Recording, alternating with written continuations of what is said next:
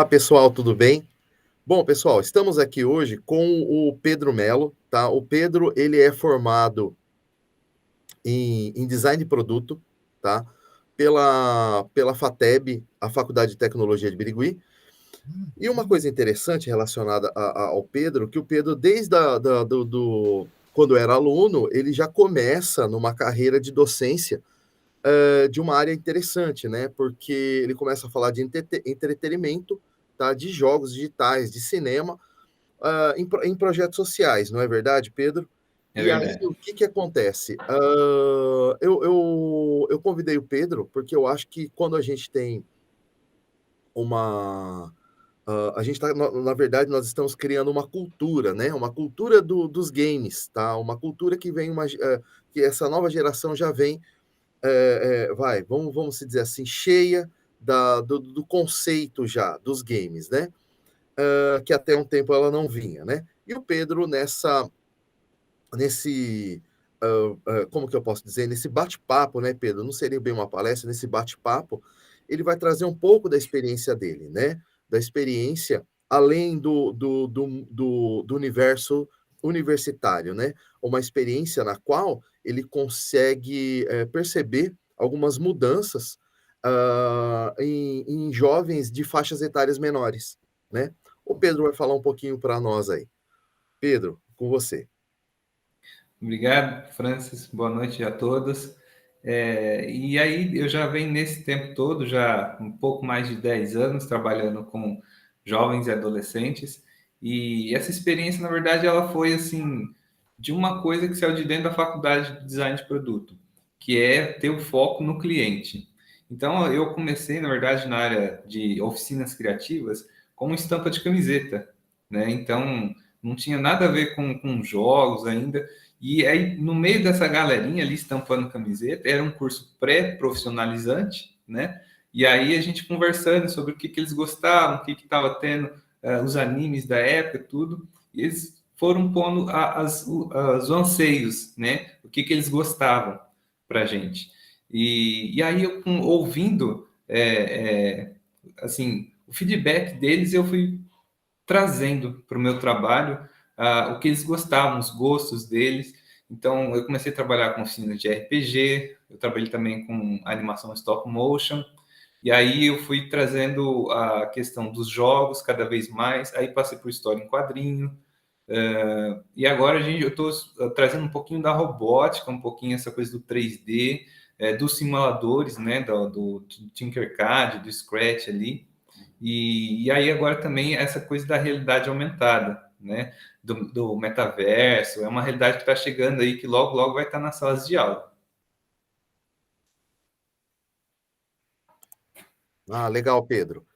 Uma coisa interessante é que, na verdade, quando a gente fala de jogos digitais, nós falamos de uma cadeia de conhecimento, né? Então, sabe-se na verdade, quando o surgimento dos jogos digitais já aconteceram numa época que já existiam estudos de criação de personagem para quadrinhos, né? A gente pega muita coisa da questão do roteiro, né? Que vem lá do cinema, que vem lá dos quadrinhos. E, na verdade, o jogo digital hoje, ele é uma coxa de retalhos, não é mesmo? Eu acho que ele pega ali as outras as outras partes, de disciplinas correlatas aí, e você consegue estruturar um jogo digital, tá? Eu gostaria que você falasse também, Pedro, se você percebe uma mudança na questão da cultura, né? Da questão da cultura do trato em relação aos jogos digitais, tá? De 10 anos atrás, a sua experiência de 10 anos atrás para agora. Será que o jovem ele está muito mais preparado agora para a criação dos jogos digitais? Porque o que eu percebo é que até então se jogava, existe já uma propensão à produção de jogos digitais por esses jovens, uma preocupação em produção de jogos digitais? Eu acho que sim, Francis. Olha que curioso, lá na época que eu comecei a trabalhar essas oficinas mais criativas, né? A gente começou a trazer a oficina de storytelling para dentro do RPG de mesa. Então lá a gente utilizava essas técnicas para contação de histórias. Quando saiu Pokémon Go, que aí foi aquela febre, aquela movimentação, aquela interação, que foi uma interação diferenciada, né? Que trouxe o game ali para a rua, para o mundo mais real, a interação mais real mesmo do nosso dia a dia, né? Falei, caramba, olha só, aí tem uma coisa que a gente precisa, né? Tá trabalhando, que eu acho que isso aí é que vai ser tendência daqui para frente.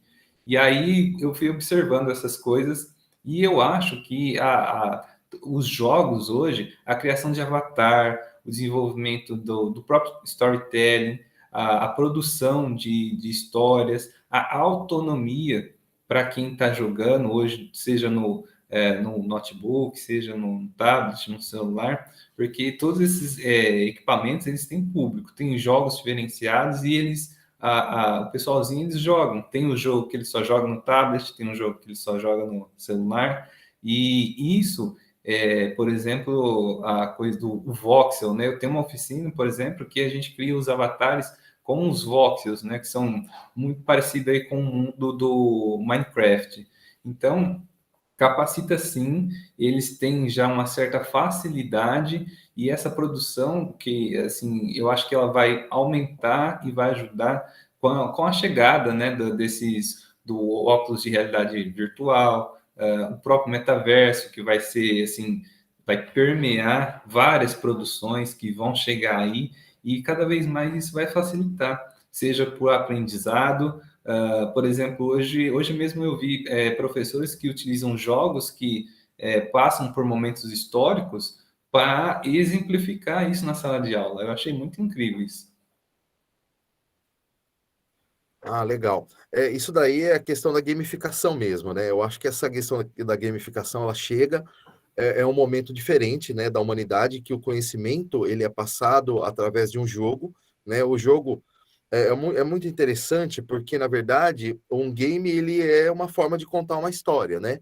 Só que ao invés de você ter uma pessoa passiva, né, aquela pessoa que só assiste, você tem um player que faz a interação, né? Ele consegue interagir aí com esse universo, que é uma coisa extremamente mais é um processo extremamente imersivo, né, Pedro? E deixa eu perguntar para você, o que que você acha da questão do metaverso, tá? Será que como você vê o caminho que está sendo criado? O que que você pode me falar mais dessa questão do metaverso? Eu acho que apesar de inicial, vai virar uma ferramenta fundamental, sim, na sala de aula, como ferramenta pedagógica. É, por exemplo, hoje a gente trabalha já com crianças, onde ela produz o avatar dela, ela faz uma programação para o desenvolvimento de uma história, então é sim uma interatividade a nível um pouco mais avançado que a gente tinha alguns anos anteriores, né? Então, a programação hoje ela está com a produção de muito conteúdo, seja no YouTube, né, ou workshop, as próprias escolas também estão trazendo já alguma coisa nesse sentido. Então, o metaverso vai ajudar sim. Então, hoje a gente já tem, por exemplo, shows, né, dentro do metaverso, palestras, esse ambiente mais instrucional, eu acho que vai crescer, e é legal isso porque ele reduz a distância do espaço físico, né? Ou aumenta, por exemplo, nesse período que a gente passou da pandemia, né, onde o contato real físico ele não era assim, tinha que ter um pouco mais de cuidado. A realidade virtual ela ajudou como ferramenta fundamental e também para quebrar um pouco da monotonia, né? Porque os jovens estudando online em casa precisa ter uma disciplina que às vezes nem todos tinham, né? De concentração, tudo. E essas ferramentas todas digitais, elas ajudaram muito nesse período que nós passamos e estamos passando ainda, né? Apesar de estar no finalzinho. Ah, legal. É interessante porque nós percebemos que o mundo dos jogos digitais, na minha opinião, né, ele teve 2 momentos bem simbólicos aí, né. Eu acho que na questão do próprio surgimento, né, onde que o jogo digital ele consegue transformar aquela pessoa que era uma viewer em uma player, né. E agora no momento, em que eles têm um papel fundamental em algumas áreas do conhecimento, né. que o jogo digital começa a trazer, na verdade, não só o jogo digital, mas todos os ambientes virtuais, todas as questões, né, o próprio metaverso, eles conseguem funcionar como uma ferramenta de aprendizado, né? Eu acho que essa geração, ela já tem essa alcunha, né, que proporciona o conhecimento através dessas novas ferramentas, né? Numa dessas oportunidades, né, eu percebi também que uma outra frente aí de estudos, né, sobre nessa geração, é o próprio YouTube, né, que ele proporciona, né, um conhecimento de uma forma um pouco mais, vamos se dizer assim, não tão formal, né. Você percebe também, Pedro, que esses alunos, dessa faixa etária menor, aonde que eles buscam informação? Aonde que eles buscam informação? Assim, além da sala de aula, aonde que eles buscam informação também? Não, com certeza. O YouTube, essas plataformas digitais, elas auxiliaram muito e estão ajudando cada vez mais. Por exemplo, plataformas de cursos online, tem muito curso bom gratuito, por exemplo. Ah, sistemas, por exemplo, como o Roblox, onde a gente tem museus, a gente tem bibliotecas virtuais. Então, todos esses campos, eles procuram, vão parar sim na sala de aula como recurso pedagógico. E o YouTube, acho que é o exemplo máximo que a gente tem, né? Então, seja para o design gráfico ou para uma instrução do dia a dia mesmo, como uma cozinha, a receita culinária, né? Que é, por exemplo, um recurso didático que as escolas estão buscando também trazer assuntos diferenciados para motivar, né, principalmente nesse retorno agora às aulas presenciais.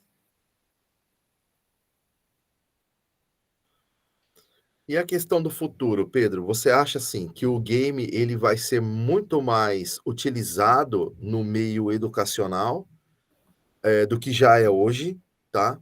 Ou não, a gente vai ter uma limitação aí na qual, vai chegar num ponto que realmente, vai estagnar, ou a gente realmente vai pra uma coisa mais profunda em relação a isso? Francis, eu acredito de verdade que a produção de jogos educativos, educacionais, eles vão virar uma ferramenta básica, fundamental, nessa novo período de educação que a gente tem, tá? Essa pandemia, ela provou para a gente que a educação, ela precisa ser reformulada, né? É preciso trazer novas ferramentas para a educação, por várias vantagens que já são comprovadas, né? Então, a redução de distâncias, redução de custos, a própria imersão que isso proporciona, né? Então, há pouco tempo atrás, assim, é difícil imaginar, por exemplo, você ter um simulador de alguma máquina que hoje roda, por exemplo, no navegador simples.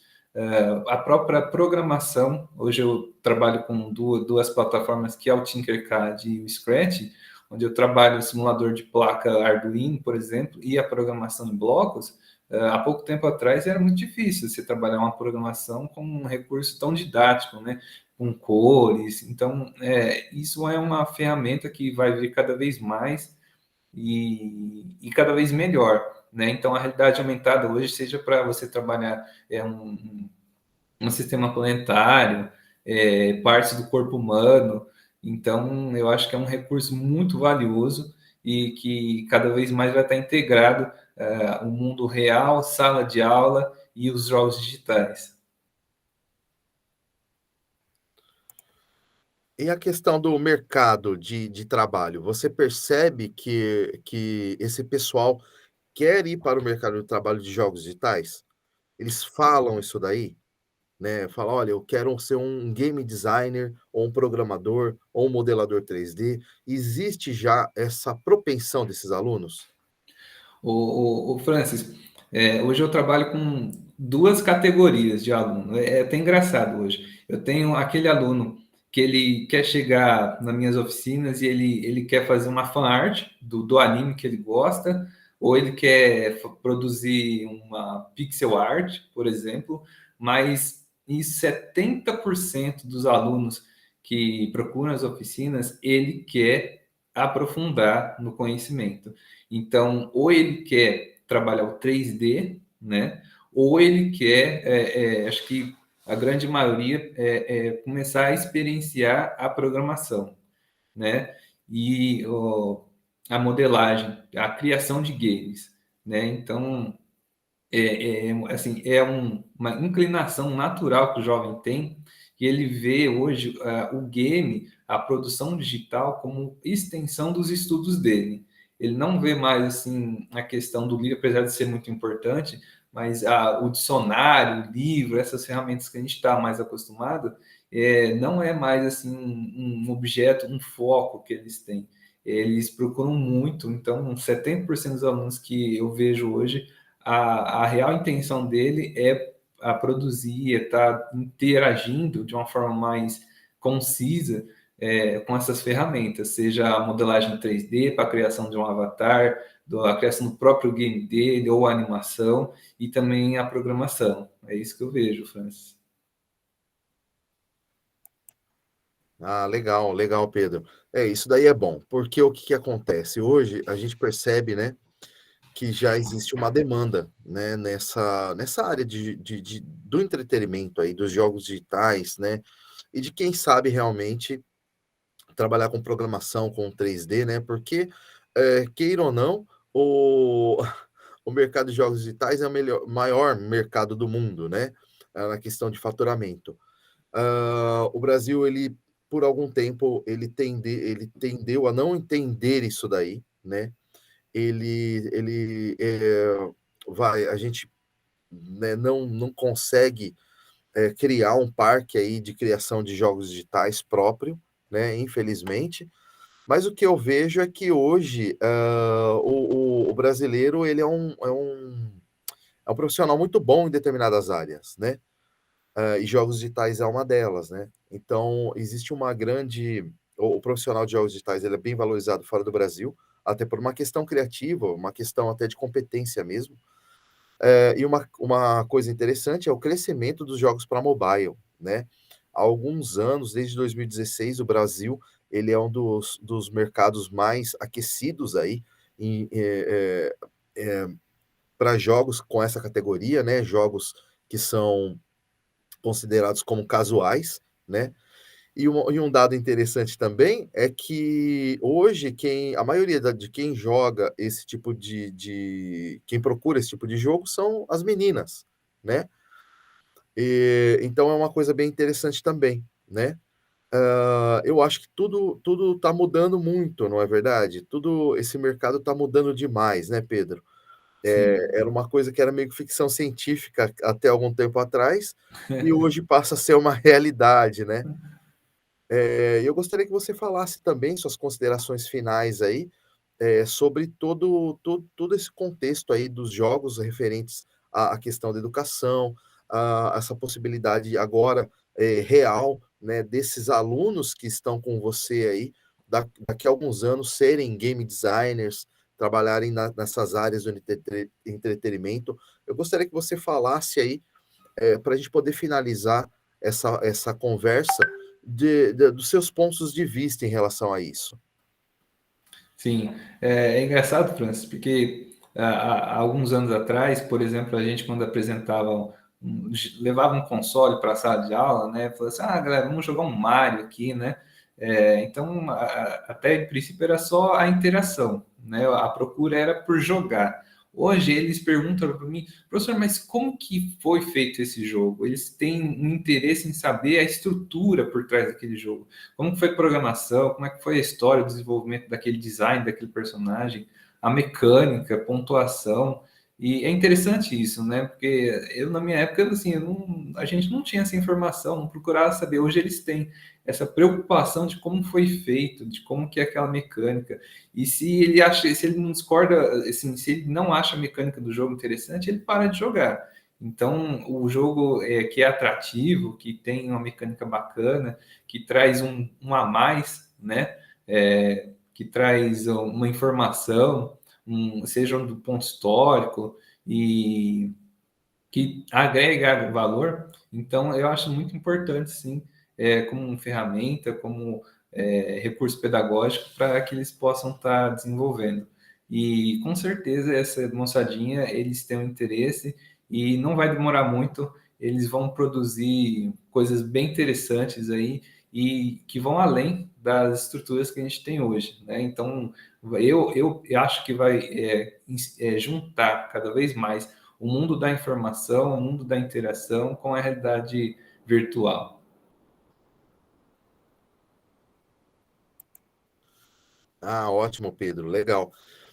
Eu também acho, tá? Eu acho que o nosso caminho aí no universo dos games é um caminho que só tende a se aprofundar, né? Porque quando a gente fala de game, não é só propriamente o jogo em si, né? A gente fala de uma coisa muito mais profunda, que são os processos de gamificação. Nós falamos hoje também da questão, daqui a pouco a gente vai ter a internet das coisas, e as pessoas vão aprender por processos gamificados, tá?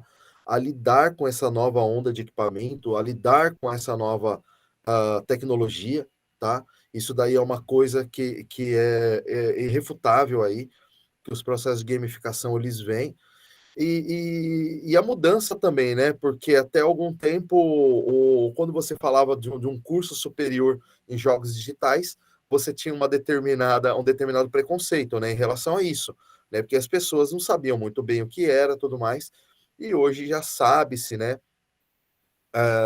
que tudo relacionado ao universo digital, ao universo do entretenimento aí voltado aos jogos digitais, é uma coisa plausível, sim, de você ganhar e de você ter um bom resultado no mercado, não é verdade?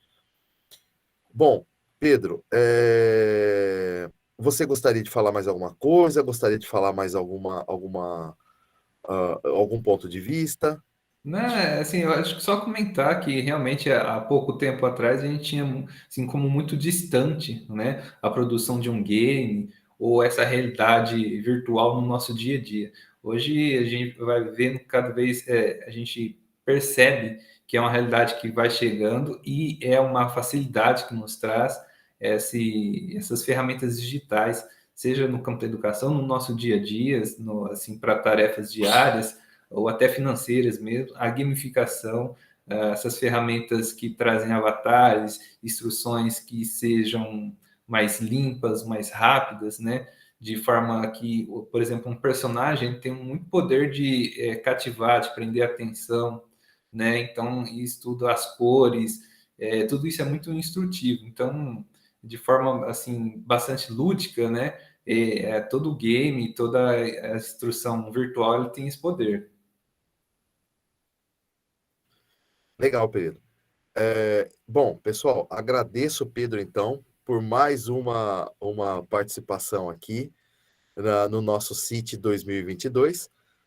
É, Pedro, muito obrigado, tá? Muito obrigado por esse bate-papo. Acredito eu que tenha sido extremamente instrutivo, acredito eu que tenha sido extremamente motivador, tá?